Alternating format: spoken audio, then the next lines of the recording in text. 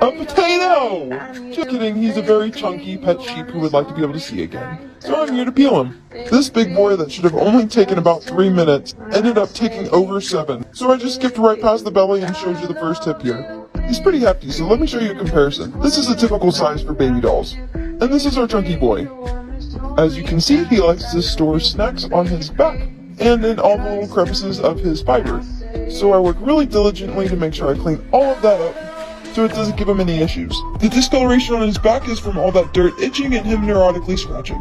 Now he kinda got away from me, so I had to scoot him back into my machine so he could finish cleaning up his face. I have a hard time pulling him up because that chunky neck don't bend. But that's okay, we just accommodate. Now we're on the last side, and I can tell he really appreciates it by the way that he relaxes into me. This peeling must seem like the best scratches ever. One more swipe and let's see him. Looking fresh. This is Gigante. He's way too big for me, so I let my wife handle him. With proper technique, she makes it look like a breeze. Now that she's done all my heavy lifting, I can get started. Again, I skip straight to the hip because I really want you to see the fleece at the end. Gigante is a Colombia sheep. They're known to be extremely tall and have excellent fiber. And this guy does not disappoint. His fleece is incredibly thick and rich, which is why he's a stud for this herd.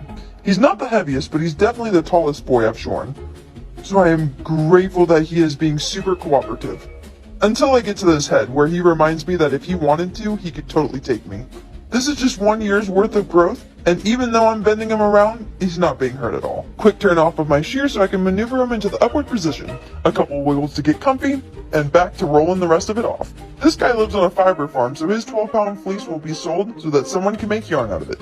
Now that he's all cleaned up, let's go check his fleece out. Look at that spread. Truly amazing. Thanks, buddy. Whew, this is Olivia, and she's a hot mess, so I've come to try to tame that hair. Over the last year, she worked very hard to grow this beautiful coat, which helped keep her warm for the winter. But now it's getting pretty warm, so it's time to give this Colorado girl a summer body. She has beautiful long fiber, but I tried to zoom in here and it was just too dark to show you. After I clean up her first hip and her rump, it's time to finally cut off that bougie scarf she's been toting around. Freedom! Now a classy lady like this only wears the best, so she makes sure that I know dry clean only and to treat it with extra care. Even though she's a hot mess, she's still the goodest of girls. Olivia is a Shetland sheep, and usually those are very feisty, but not this classy lady. She waits very patiently while I roll off all that gorgeous thick fiber. She typically doesn't like to be handled, so I imagine she'd run off to find a patch of grass when we're through. But again, she threw me for another loop. She went from classy to creepy.